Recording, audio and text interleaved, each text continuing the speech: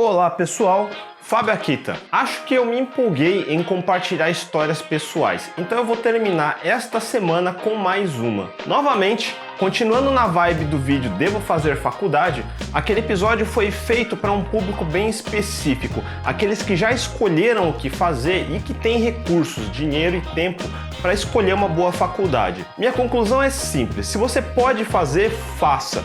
Existem milhares de pessoas que gostariam de fazer e não podem por inúmeras razões. E o episódio de hoje é para aqueles que pelo menos gostam da área, mas pensam em sair da faculdade ou se veem tensos porque sentem que não tem tempo para estudar mais ou estão indecisos sobre o que estudar. Mais especificamente, eu sempre fui uma pessoa introvertida e antissocial. Eu não saberia dizer como é para pessoas extrovertidas ou sociáveis. A ideia não é dar uma resposta ou encher vocês de teorias. Eu vou tentar contar como foi para mim, mais de 20 anos depois, o que eu tenho a dizer.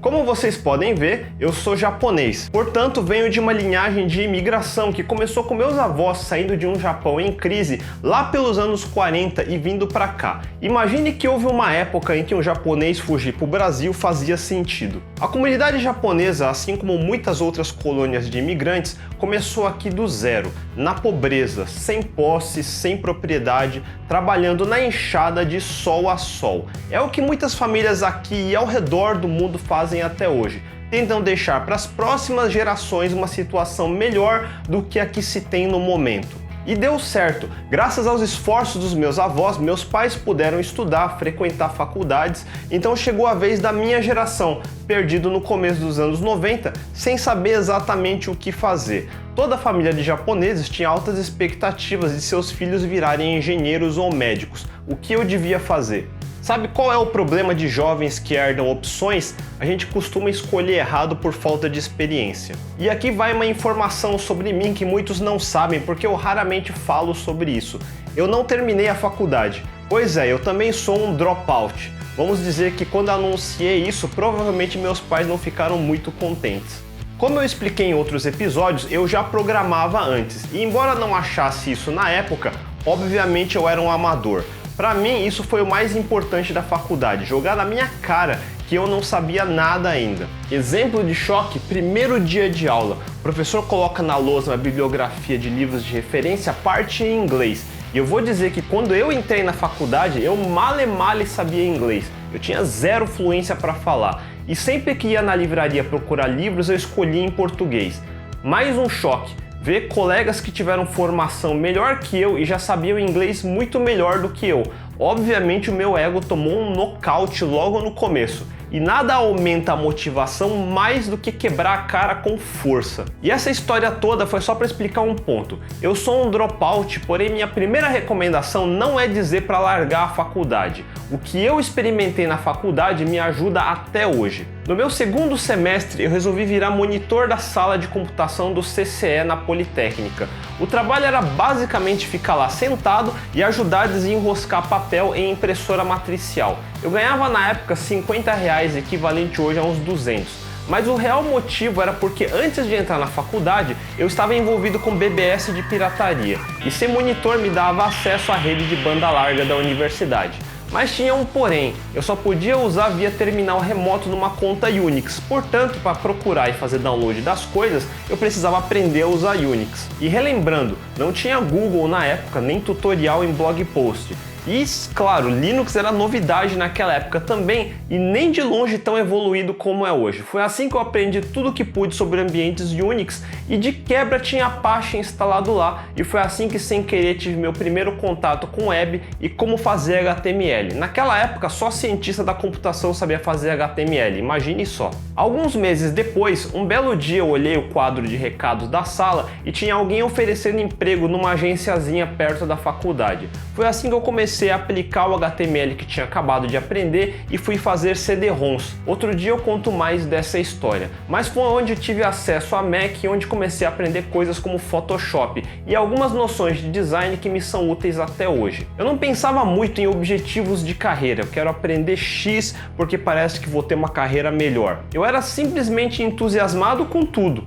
Tudo que aparecia de novo eu queria aprender. E pensando assim, eu não ficava julgando se o trabalho era digno de um bacharel de ciência da computação ou não. Recortar GIF eu fazia. Consertar a rede do escritório eu fazia também. E até o fim do colégio eu não refletia muito sobre o que eu estudava. Eu simplesmente estudava o que me mandavam, fazia as provas e pronto. Um exemplo besta que eu vi nas aulas de física. Eu nunca tinha parado para pensar que as fórmulas de velocidade e aceleração eram uma derivada da outra, por exemplo. Ou que as fórmulas de gravitação de Newton poderiam ser derivadas das fórmulas de relatividade geral de Einstein. Óbvio que eu sabia que tinha muito mais no mundo do que só o que tinha nos livros do colégio, mas foi a primeira vez que parei para contemplar o relacionamento desses conhecimentos, onde antes eram só coisas para decorar. Daí eu criei uma noção na minha cabeça que pretensiosamente eu chamava de teoria das pirâmides. Tudo que eu aprendi até o fim do colégio era o pequeno topo de diversas pirâmides, pirâmide de matemática, pirâmide de português. Eu nunca ia saber tudo sobre tudo. Em vez disso, eu falava para mim mesmo que deveria aprender o topo de muitas pirâmides e à medida que eu fosse avançando, iria descendo nessas pirâmides. E eu pensei em pirâmides meio como a dificuldade. O topo é menor e a parte mais fácil e a base é maior, que são as partes mais avançadas. Quanto mais você desce na pirâmide, mais difícil fica. Muitos pensam em ir completando uma pirâmide inteira de cada vez e eu sempre achei isso muito ineficiente. Antes da faculdade, talvez o primeiro ano, eu tentava ler os livros inteiros, mas antes dava, porque não tinha muito mais para se ler. Na faculdade eu vi que isso não ia acontecer mais. Antes meu mundo se restringia a uma dúzia dessas pirâmides de conhecimento. Foi quando eu parei de tentar ler livros técnicos inteiros. Eu só lia a introdução e ia avançando se precisasse. Em vez de ler um livro inteiro, era melhor ler o começo de 10 livros e gastava mais tempo praticando do que lendo. Em 1997 ou 98, a febre das .com começou com força. Trabalhar no meio da bolha da internet era super empolgante, claro, e a gente nem imaginava que estava numa bolha, é como bolhas funcionam. E naquela época a população em geral ainda se perguntava se essa tal de internet ia vingar ou não. É uma das novidades que está sendo apresentada pela Telebrás.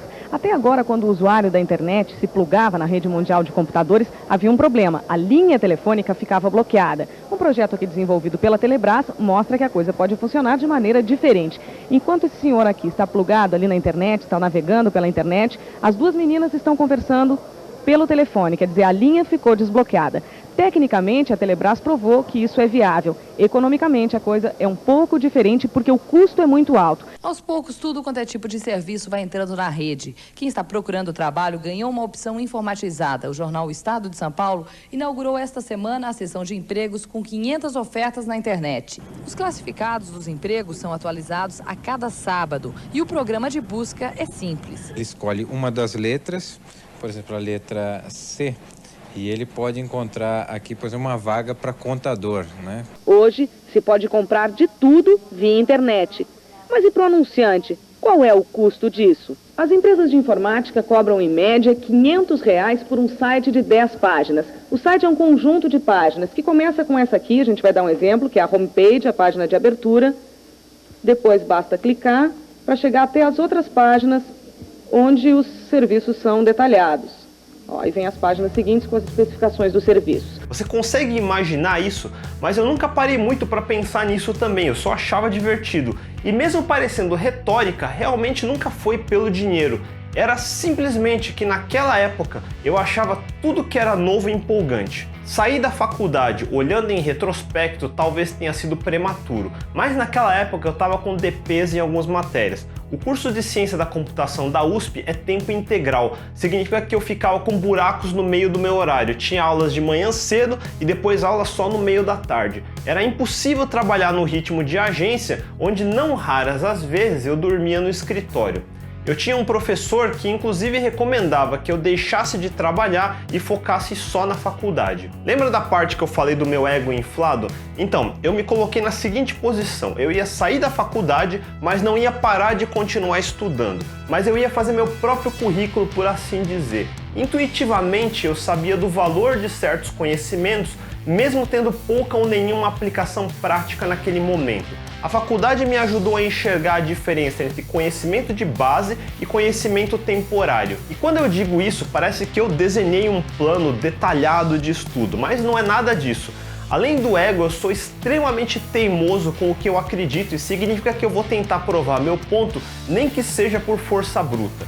Levou anos para eu aprender a escolher minhas batalhas e ser mais eficiente. Eu era novo e em 99 eu ainda tinha 22 anos. Eu comecei a programar de alguma forma 7 anos antes, mas eu ainda era muito inexperiente. Essa ideia de focar na introdução das coisas, daí praticar e através da prática voltar para a teoria, indo e vindo, eu tinha confiança que era um jeito mais eficiente do que ficar um semestre inteiro num único curso aprendendo só a teoria. Eu nunca li nada sobre carreira. Na verdade, eu nunca nem procurei sobre isso. Eu não pensava muito em que tipo de carreira eu queria ou em que tipo de empresa eu queria trabalhar. Eu nunca fiquei escolhendo, mandando currículos bonitos.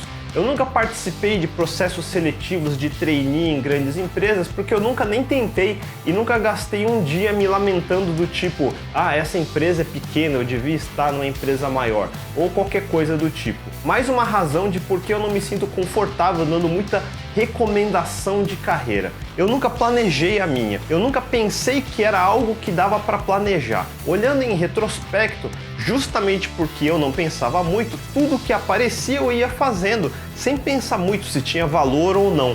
Eu não me preocupava se o ritmo de trabalho era insalubre, eu não me preocupava se estava varando noite, aprendendo alguma coisa que seria útil ou não para o meu futuro. Na minha época não existiam eventos de programação ou conferências, não tinha meetups.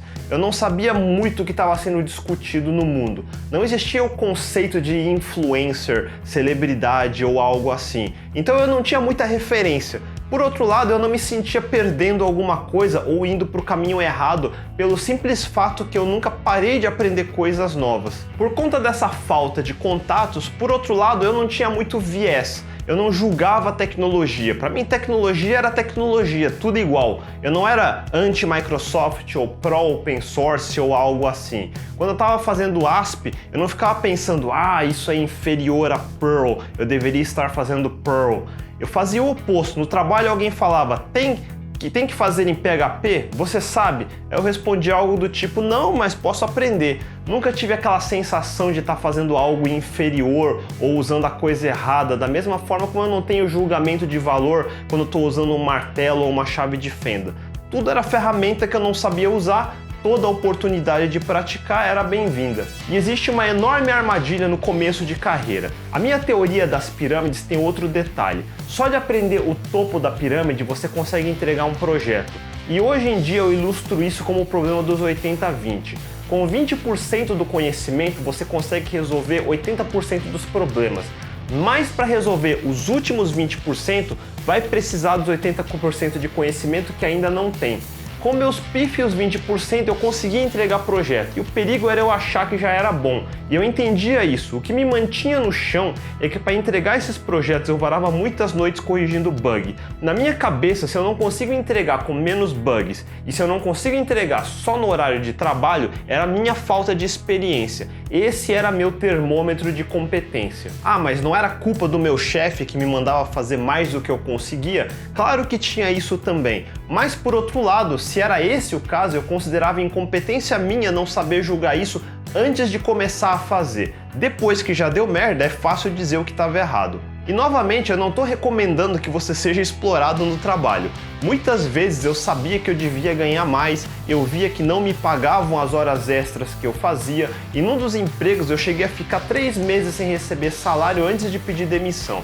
Eu ficava com raiva disso, lógico, mas não o suficiente para ficar encanado. Não era R$200 a mais ou R$1.000 a mais que ia resolver minha vida. Eu pensava nos 10 mil, nos 20 mil no futuro. Eu não lembro de onde foi, mas uma vez eu ouvi uma frase de que quem gasta muito tempo pensando nos centavos deixa de ganhar os dólares. Eu imaginei que se eu realmente merecesse algum reconhecimento, isso viria eventualmente. Fazer um trabalho bem feito uma vez não é motivo para reconhecimento. Fazer um trabalho bem feito por 10 anos começa a ser. E você só vai saber disso se durar 10 anos sendo consistente. Se a única coisa que você faz é reclamar, se justificar, é isso que vai definir o que você vai ser. E todos os empregos ruins que eu já passei, não importa, eles ficaram para trás, 10 ou 15 anos para trás. Algumas dessas empresas faliram, as pessoas que eu não gostava já nem sei mais por onde andam. Eu continuo aqui fazendo coisas que eu jamais tinha imaginado na faculdade. Qualquer plano que eu tivesse feito na faculdade teria falhado. Aprender a aprender é a única coisa que você precisa. Todo o resto é secundário. Eu não acredito em receitas de carreira, funções bem definidas. Eu não tô nem aí se eu devia ou não devia fazer alguma coisa. Logo no começo eu vi que as pessoas contavam comigo não pelo conhecimento que eu tinha, mas porque com ou sem bugs eu ia até o fim para entregar. Ninguém gosta de alguém que acha que sabe tudo, mas na hora do vamos ver só tem justificativa. Eu aprendi isso logo no começo e em vez de ficar me questionando toda hora, eu simplesmente fui indo. E por hoje é só, já ficou bem comprido. Já me pediram também para falar especificamente de materiais e livros recomendados, eu estou planejando isso para outro episódio.